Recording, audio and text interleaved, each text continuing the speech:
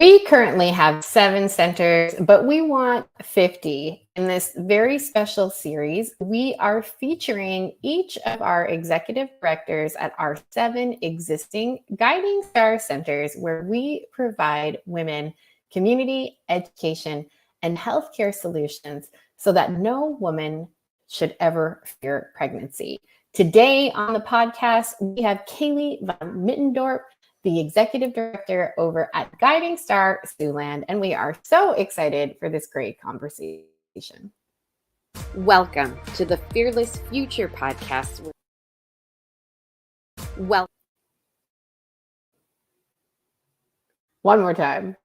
Welcome to the Fearless Future podcast, where your hosts Lisa Canning and Leah Jacobson will explore what the world would look like if women didn't fear pregnancy. Through education, community, and healthcare solutions, Guiding Star Project strives to make this a reality at our physical centers across the United States. Join us. Welcome to the podcast. Kaleigh, how are you, Kaleigh? Hi, I'm great. Thanks for having me. So happy to have you. Now, pronounce your last name correctly for everybody. I attempted so hard in my head. I think I got it close. You did great. Van Middendorp. Yes. Welcome to the podcast, Mrs. Van Middendorp. We're so happy to have you. For anyone who might not know you, please introduce yourself. Yeah, my name is Kaleigh. I am the executive director of Guiding Star Siouxland. We're located in Orange City, Iowa, so a really top northwest corner there. So the last name is very common to have the Vans and the Dorps and the from the Dutch land. So took that on when we got married. But I've been married to my husband for about 7 years. We have 3 kiddos. Our oldest is 4.5. And then our daughter just turned 3 yesterday. Our second daughter just turned 3 yesterday. And then we have a 5-month-old son. Oh, so sweet. Happy birthday. Happy birthday, sweetheart.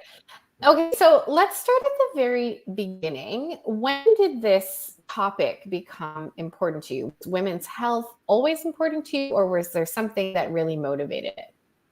Yeah. So I grew up in a family of 4 sisters. So there was a lot of women going on in our household, lots of women's health conversations. But when I was 15, I was diagnosed, and I should say diagnosed with PCOS and endometriosis. I had been in the ER multiple times since I had started my cycles, with pain and bleeding. So the doctor, endometriosis can really only be diagnosed through a laparoscopic surgery, and PCOS through a blood test. So that's why I say diagnosed with quotes. But basically said, I think you have endometriosis and PCOS.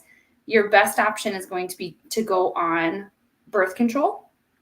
And then we're going to prescribe you a hydrocodone prescription to take when your period pain is bad enough, because I was missing 3 days of school, basically a cycle. So dealt with that from the age of 15 onward, and had just become really passionate about that in my 20s, actually, when I found Guiding Star. So I was on and off of a multitude of birth control methods for those 5 years. My sister was walking through infertility at the time and had found the Creighton model of fertility care through Guiding Star and had said, "Hey, Kaleigh, I think you've got something going on as well.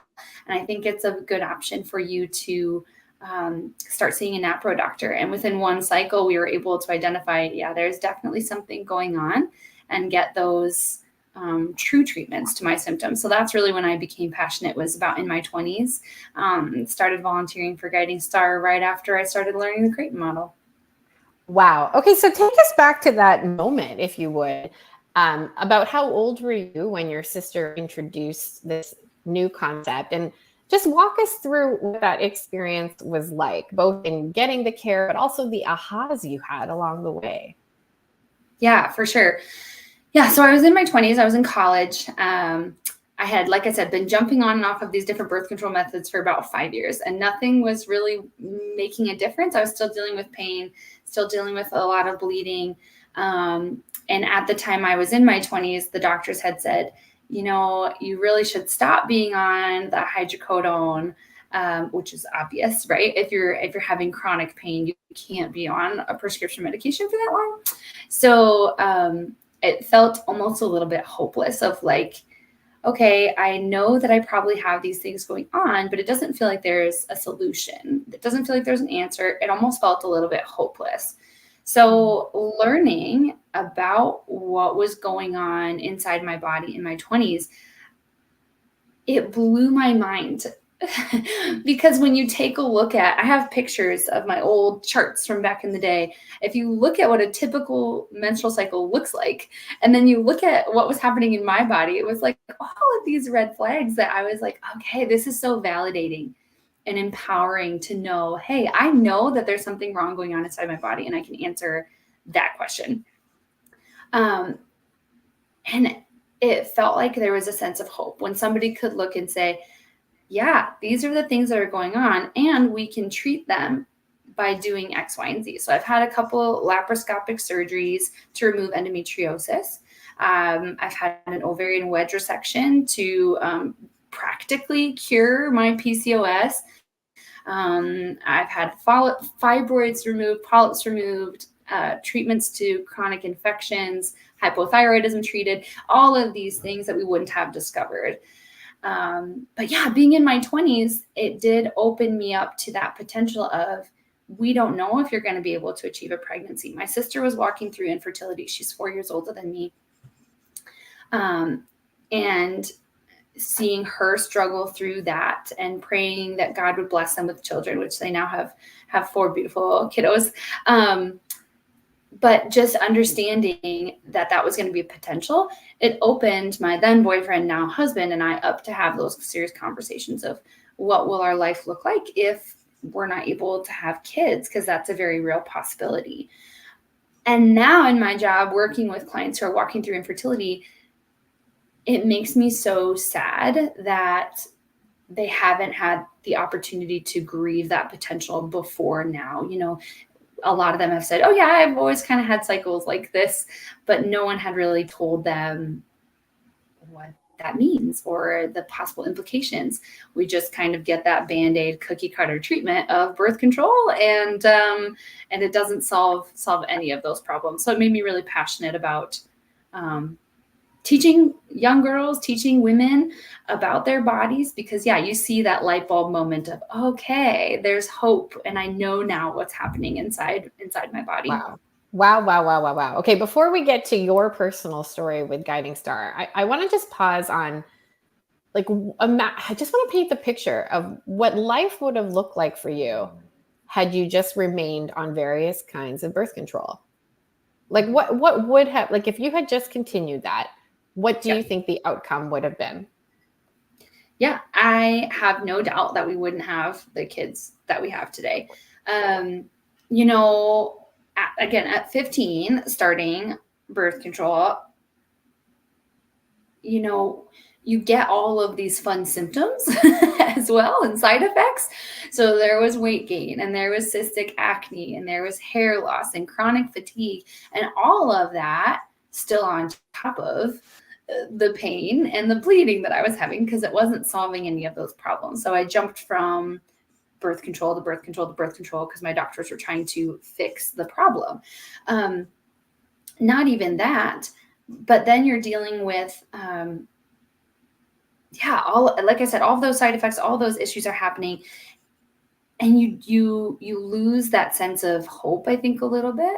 But also I developed depression and anxiety. And when I was learning Creighton, we not only are tracking with many of these family planning methods or fertility awareness methods, you're tracking what's happening around ovulation and your bleeding, but you're also tracking any symptoms that might be happening too. So when I was writing this down, I could pinpoint, oh, my depression and my anxiety symptoms really spike. And then about 7 days later, I have my period. So it was almost like, okay. And that's not to say that depression and anxiety don't deserve treatments, because they do. And obviously there are medications that are great tools for that. But for me, I could pinpoint when that was happening. And it turned out to be that I had low progesterone. So even though we weren't trying to achieve a pregnancy in my 20s, I was able to supplement progesterone and get off of my medications for depression and anxiety. And it really turned my world around that way. So I do think I would have continued to struggle with these mental health related issues, these physical related issues. And when we talk about people who are on birth control for a long period of time, we know that that decreases our fertility in the future. So if we would have just continued with those methods, we're suppressing my natural functions, and we're also not treating the already existing issues that I had. I have no doubt that, we would not have been able to achieve a pregnancy. And it did take, 3 years before, or 2.5 years before we were able to achieve a pregnancy after we got married, to have our daughter Cambria. So it would have been a long road for sure. So your sister found Guiding Star. Which Guiding Star location did she find? And how did she find it? Do you know that story? Yeah, I do. So my oldest sister, she was basically Googling methods out there. They knew that IVF wasn't an option for them. She knew that because she was kind of taking her own cycles into her own hands and kind of been writing some stuff down. She was thinking, okay, I know that this has got to be, there's some things that don't look normal, don't look regular here.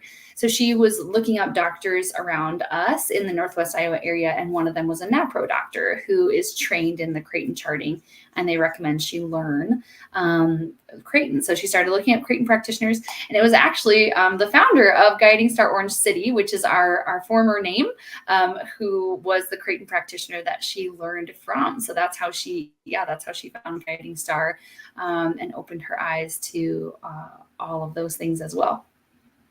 So your sister is having ahas and you're going through your own journey. What finally got you into a Guiding Star? Yeah. So it was learning that fertility education. And then as I was in there, and I think this is the story of a lot of clients that come to Guiding Star, you come for one reason and you learn so much more. So yeah, coming to Guiding Star, again, I was a college student, social work major. We were required to do a couple volunteer hours for our degree. So I thought, well, I'll just volunteer because they have this really great thing called Child Watch, where that was so foreign to me. Oh, moms can bring their kiddos into their appointments and leave them with a trusted person and be able to focus. I was like, this is really cool. So I started volunteering in Child Watch and working in the what we call the attic, which is the clothing donation center, sorting baby clothes, doing some office work. And then from there, just learning more about all of the services that are provided by Guiding Stars, and seeing how much Guiding Star had helped me personally. I asked about joining the board of directors, actually. Yeah. That was your first step, joining the board. Yeah, it was a big leap. That's amazing. And then you've taken a couple other positions. Tell us about the different positions you've held within Guiding Star Siouxland. Yeah. So as I was on the board of directors, really thought, okay, I like charting with the Creighton model. I want to become a practitioner.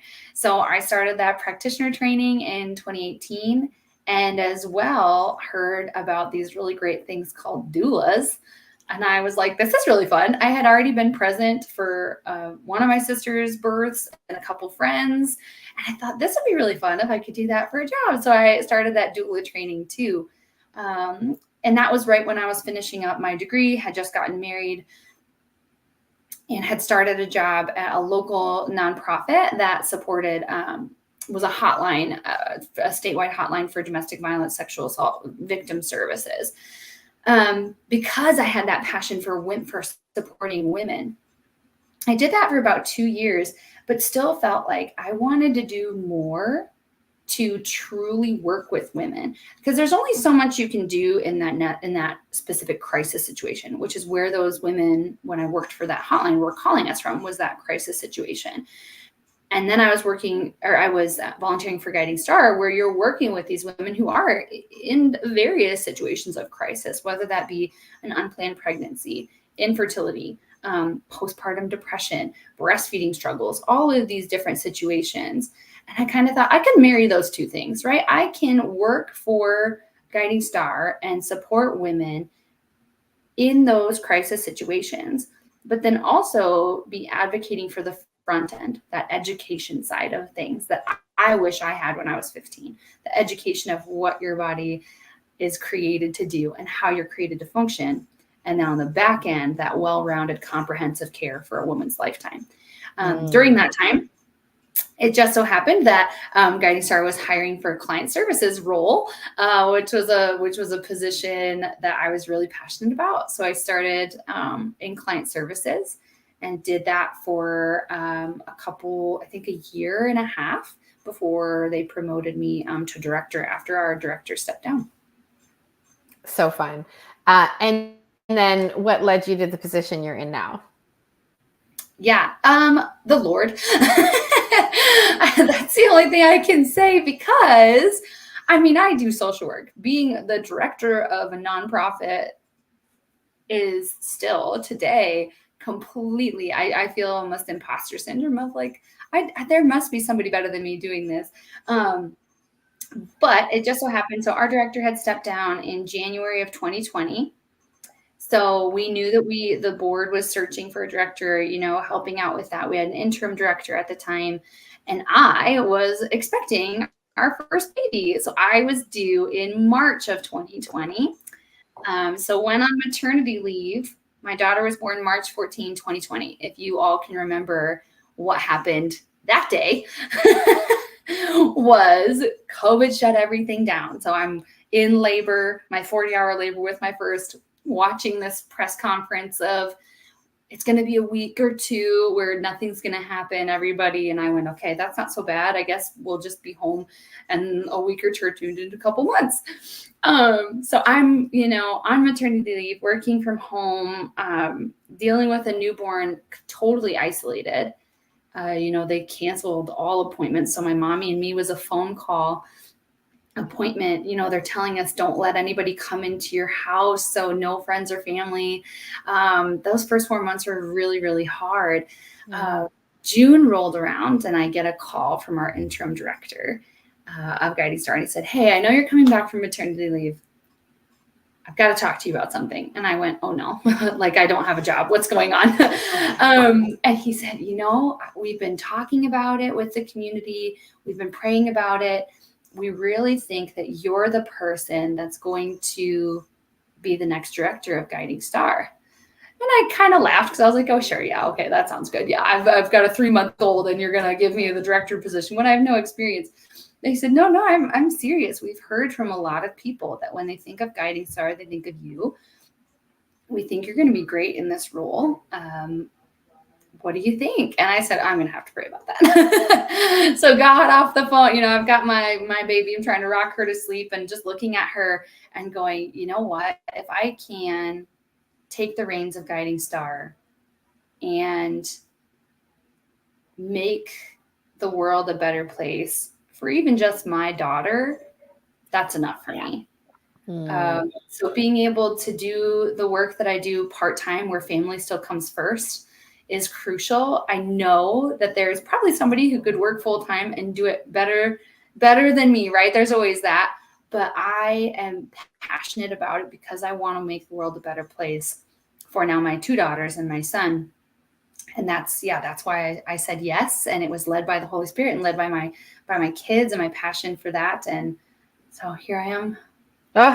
Years later. We love you, Kaleigh. It's interesting. Leah and I just got back from a trip to Dallas, Texas, where we had this incredible opportunity to share about Guiding Star on a national stage. And we were in an Uber coming back from coffee with a very, very cool individual. And we were both kind of talking about it like that. We were saying there's probably other people who could work around the clock, who could travel on a dime, not worry about first day of school. We both had to kind of juggle a lot of things that week because it was first week of school. So, we both said that out loud. Like there's probably other people, but the Lord has called us here. And, and I think there's an interesting, like just hearing your personal story, there's a relatability, of course, that, you offer your clients. Like you were in that hopeless situation. You were in that time of, is this just all there is? Is it always going to be pain? And, that passion, when it's fueled by a personal story, is really irreplaceable. Kaleigh, if you could go back to 15-year-old you, or maybe even like early, late high school, early college you, and kind of paint the picture of what, what you're doing now, like knowing everything you know now, what would you tell her? Like what words of counsel to instill some hope in her would you tell her? That is so funny, because if my 15-year-old self could see me now, she would be like, what are you doing? I always thought I'm going to be a career woman and working all the time. And if we have kids, that my career is still going to be first. I'm going to put myself first. And then you hold that first little baby in your arms and you go, oh, I'm not first anymore. I am way, way down the totem pole, right?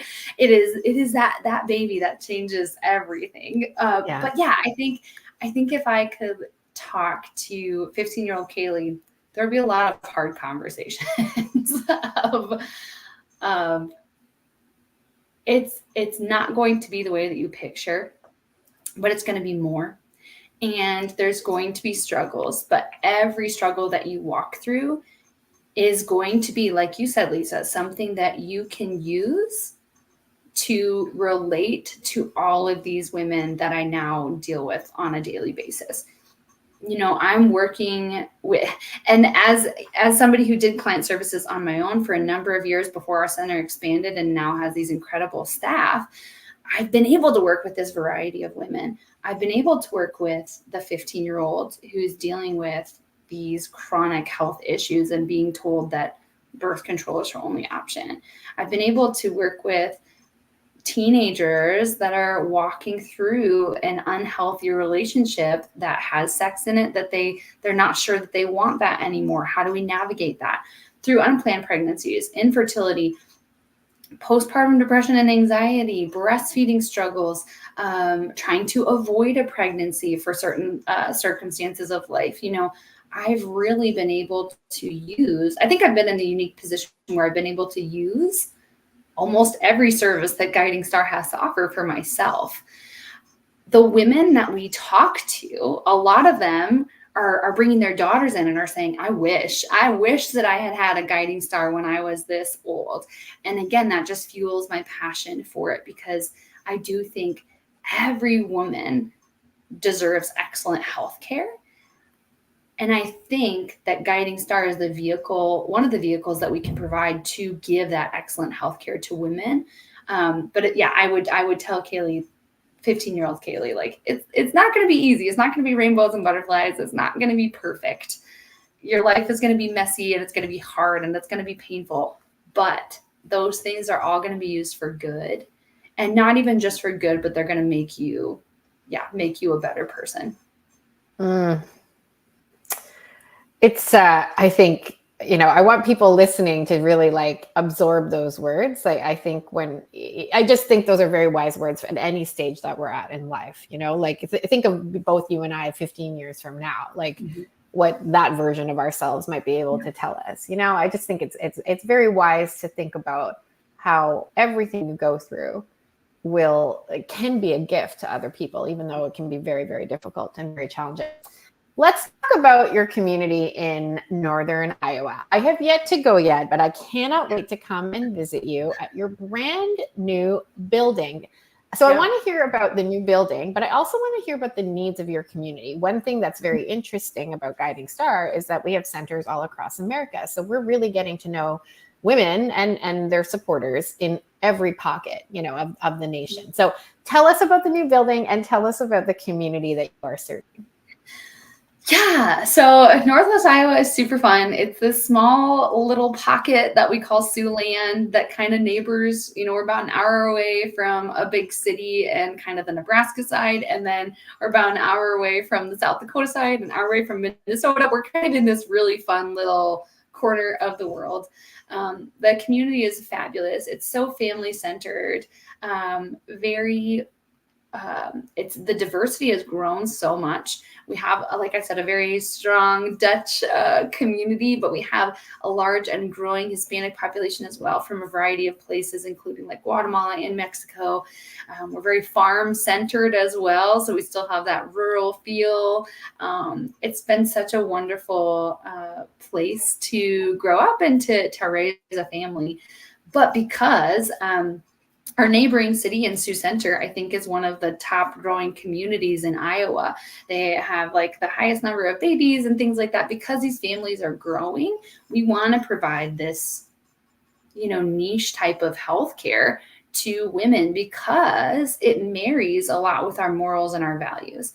Is we have that large Christian population here who is saying, we want healthcare that aligns fully with those values. And that's what we provide here at Guiding Stars. There's no question when you come in the door, the exact type of care you're going to get, and you're not going to have to compromise, your beliefs to get that. When I came on as director, like I said, in June 2020, we were in Orange City. We were renting a beautiful building it was a house, but had been a business. And so it kind of had that really nice homey feel, which was really fun. Right next to the park. So families would walk in and it was great. But obviously we know what happened in 2020. And like many other nonprofits, we really struggled. Our main fundraiser for the year had to be pushed, and then it was virtual. I think everybody in the world can commiserate with the financial crunch that we were all in. So come October of 2020, the board made the decision that we needed to let some staff members go, and we needed to move to virtual services until we could find a building that was a little less expensive. And me, as being I had no experience as a director, I went, okay, I guess this is what we'll do. And it really was the best decision for us. But Guiding Star moved into my house. We moved everything into storage. My entire basement was filled with breast pumps and baby supplies. My deep freeze was full of breast milk. It was all the office stuff was in my house, and we went, okay, this is going to work fine. We'll figure it out. And my board was incredible. They took on this role of volunteerism and anything our clients need. So I kind of did both during that season. I was doing client services and director work while being postpartum, and then also having 2 under 2 during that season. We got pregnant, praise the Lord, and had our second, who just turned 3 now. Having them 18 months and 1 day apart during that season was very, very challenging. But we were approached by a church in the winter of 2022 that said, hey, we have this basement that we used to use for like our child services, our child watch and stuff like that during church and our youth stuff. But now we've moved that to a different area. Would you be interested in coming to look at the basement as a place to rent? And initially, your thoughts go, church basement doesn't sound very nice, but really it was fabulous. We walked through, and us board members and myself looked at each other and just started crying. We thought, this is it. This is a way to get our foothold in. So we moved to Sioux Center, which is about 15 minutes away from Orange City. And we were there until, July of this year. So we were for about 2 years, and that was wonderful. And we've had so many supporters through that time that stuck with us, that gave us the ability to save funds and be fiscally responsible, so that when this perfect property came, we were able to wholeheartedly say yes and move in. And my team is incredible. And it's just been the grace of God that we have the perfect spot for us now. Even though we've been looking for property since, 2020, when we moved out, 4 years later, we finally found the lasting home for Guiding Star. And it's been a whirlwind, but it's been so, so good. What are you most proud of, Kaleigh, in your time at Guiding Star Siouxland? I think I am the most proud of our resilience. I think it would have been very easy multiple times to say, okay, we're just going to call it. This is too hard. This is getting so complicated. When we moved virtual, we were passionate about still doing it. And about 2 years, about a year and a half into it, we thought, maybe we're done. Maybe this is our answer, that we're done. we kind of had that situation happen. Within a week of us having that discussion as a board, we got a $10,000 donation from a new donor. We got a phone call from the church saying we have a space for you. And we got a call from a local healthcare provider and helped a woman choose life as she moved into her third trimester and was considering a third trimester abortion. All of that happened in a week. And we thought, okay, we're still needed. We're still doing good work. We still have a purpose here. And the team members that find us, my staff, my board members, the resilience through it all to say we are passionate about pro-life healthcare. We are passionate about women's healthcare. We think every woman deserves this type of care. The resilience to stick with it.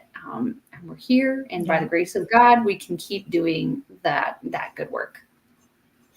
Resilience and hope are really like hand in hand, like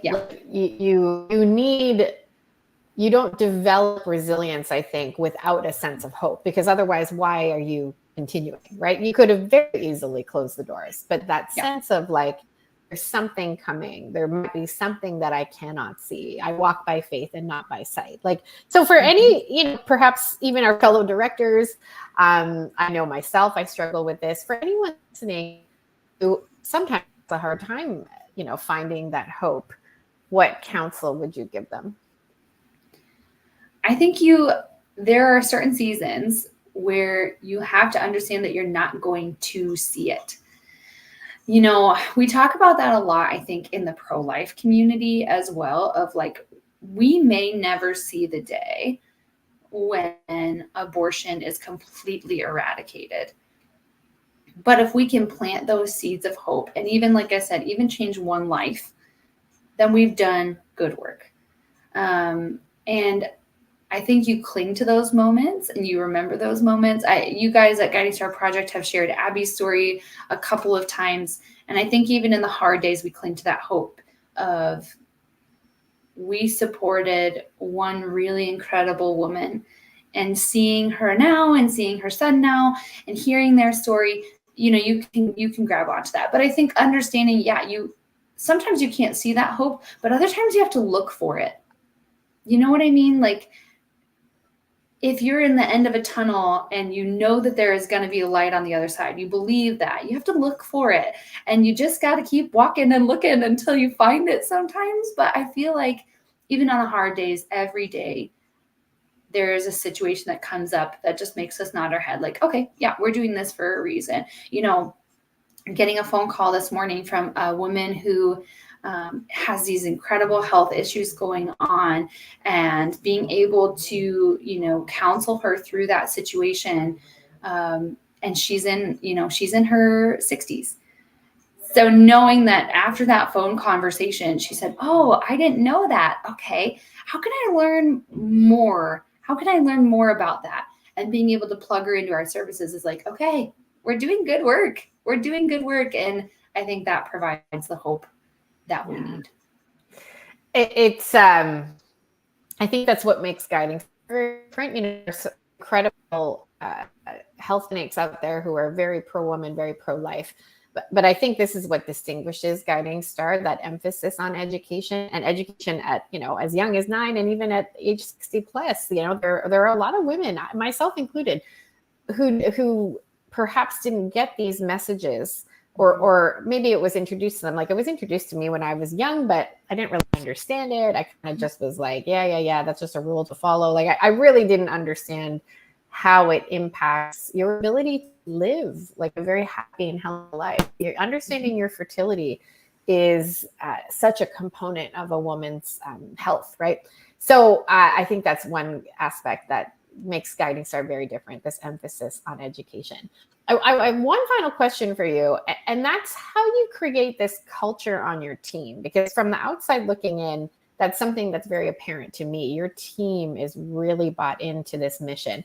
You look for hope. I love that phrase. As a mindset coach, that's just music to my ears, because it's something I'm often talking about with my clients is, where do you have evidence that you can succeed? Where do you have evidence, as opposed to focusing on, the thoughts around failure? So how do you instill this sense of hope in your team?